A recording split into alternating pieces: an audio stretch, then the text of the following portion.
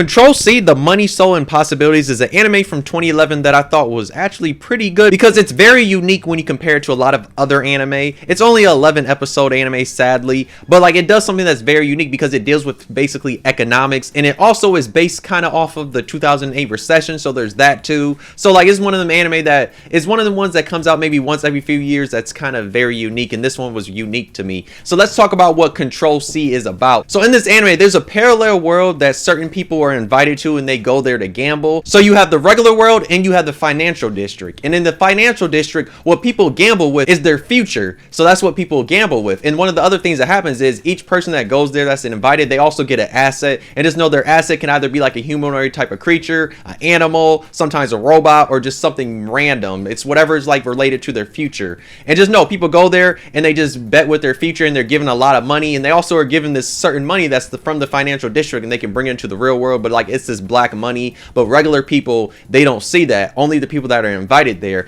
And just know this anime follows this college student who is essentially invited to the financial district, and he does not want anything to do with that, mainly because he just wants to have a normal life, get a normal regular job that he can get paid and make enough money that he can support his family, because that's what his dream is. But he gets thrown into this mess, and now he's forced to gamble because every person that's there has to at least gamble and do like a battle once a week. And that's one of the things that happens is you have these two people in there once a week, they have to battle. And just know, if you lose all your money, just know your life is going to basically be screwed when you get back to the regular world, because a lot of things are going to disappear. So one of the things that was more darker in this anime that we saw is like what happens when somebody actually loses and their balance goes to zero, because the main character went against his college professor. We saw what happened when he beat his college professor. We saw that when we got back to the regular world. We saw the professor, he did have 2 kids, and his wife was pregnant, so we saw his life was pretty good. But when he got back there, we found out that his kids were there no more, and we saw that his wife wasn't pregnant, and eventually we saw that his wife left him.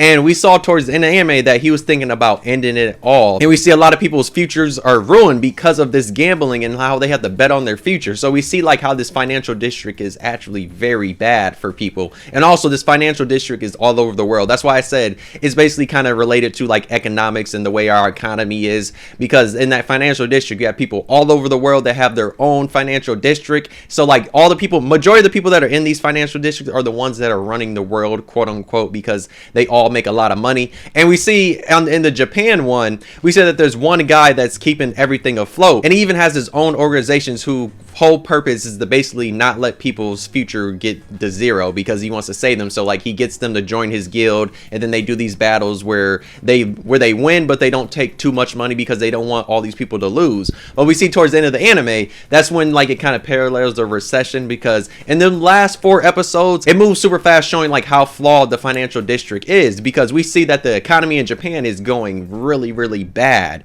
and we see the value of the yen is dropping, and it drops fast. They have to exchange their money to get like dollar bills and stuff like that. That's what's happening in anime. So we just see like how fast it drops. So that's why I say it does parallel like a recession, because towards the end of the anime we see how drastically the market crashes in Japan. So like if you know anything about the 2008 recession, then you go into this anime, then you'll see it exactly in the last 4 episodes. And that was the one thing I thought that was really unique. I was like that's pretty cool that they're actually doing an anime that's kind of basically based off economic stuff. So I thought that was cool. But I will say I do feel like this anime should have had more episodes than 11, because it just felt like it moved really fast. I do understand that yes, this was based off the 2008 recession, so it makes sense in the last 4 episodes that we would see stuff drop and like how fast it went. But at the same time, I do wish that we could have expanded, because there were so many interesting things about the financial district. Exactly, like who was that one guy that kept popping up? Where did the financial district originally come from? So yeah, there's still a lot of these other questions that I feel like they could have answered if at least we could have got like maybe like 15 to 24, like if that would have been the episode span instead of just 11, so we could have got more episodes and they could have spanned certain things. I feel like that would have been really interesting. And one of the things that was interesting in this anime is like the main character does have a love interest, and it ends up being his asset, which is like okay, it was kind of weird, because I'm like, dog, isn't this just your future? And then we saw at the end of the anime that technically his asset like came into the real world, but actually his asset the whole time was actually the girl that was in his college class that he liked. There's a lot of like weird stuff that happens at the end that I was just kind of confused about. I was like, so was that girl the whole time supposed to be like his future? Like I'm still wondering like what exactly ever happens with him. I wish we got an OVA episode. I feel like that would have been good, just to like, you know, finish some loose ends and like maybe see like what his future actually turns out to be. I feel like that would have been really cool though. But yeah, this did have a lot of interesting characters, because you did have the one woman that was working for another different organization, and I thought she was really interesting. I did like how she was basically essentially just going in that financial district, and like she was winning and beating all the people that she needed to beat, because she was always doing that just to get information, like how they could eventually stop the financial district. And we saw towards the very end how she put into her all. But like, I don't really know, like, did she, like, what exactly happened to her, because they don't really explain. We just saw her like split in half, and next thing you know, we really didn't see her like that. I think at the end we might have saw her for a little bit.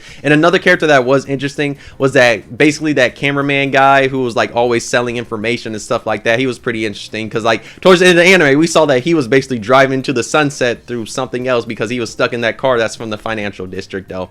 But yeah, if you've seen Sea Control, let me know how you feel about it. If you've ever seen this anime, why not check it out? If you like economics and stuff like that, then you'll probably enjoy this one a lot. There are some little cool fights in here, so if you want to see some action, then you have that. I will say the anime is okay, but towards the end I will say the pacing goes super duper fast. I understand why it goes fast, but at the same time I wish it could have had more episodes though.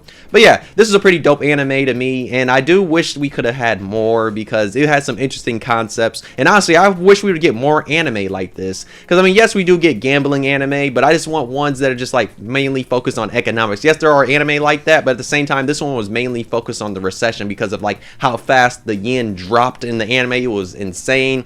And at the same time, it was interesting seeing like the struggle the main character had, because one, he's like freaking out, because he's like, yo, I'm in this other world, and he sees all the different money, and that's like when he goes to the regular world and he sees that black money, why he's tripping out about it, because he's like, yo, like people can actually use this money. He's like, dog, this is not actually a dollar. And it was funny seeing some of his reactions and stuff, because he was like, dog, this is not 10,000 yen. He's like, at all, do you not see this black money? And we saw the regular people, they don't see that at all. And one of the characters I thought that was really interesting was that guy that was like running the organization in the financial district, and like how he was essentially trying to like save everything and stop stuff from crashing, but at the same time he was doing it because he wanted to save his little sister, and that's why he wanted to get all this money, because his dad basically abused his little sister, and his little sister went into a coma too. So we saw that he had that whole thing that was wrapped around him too. So I thought his character was interesting, especially because he had a connection to the main character's dad. And also I wish they would have done more with the main character's dad. I wish we could have got a flashback, like a whole flashback episode about his dad and what his dad went through, because we saw that like his dad essentially was also in the financial district at one point in time, but eventually he lost, and that's why he disappeared like the way he did, or he quote unquote died, or whatever happened. But yeah, Sea Control, I'll say it's probably one of the more underrated animes from 2011. More people need to talk about this. If you've not seen this, go watch it right now though. But yeah, if you enjoyed the video, why not like? If you think you dislike, subscribe, really enjoyed. But yeah, just let me know, who remembers Control C? Were you watching this back in 2011, or did you watch this recently, or did you watch this like a few years ago? Just let me know in the comments how y'all feel about this anime though. But yeah, thanks for watching. See you next video though. Bye.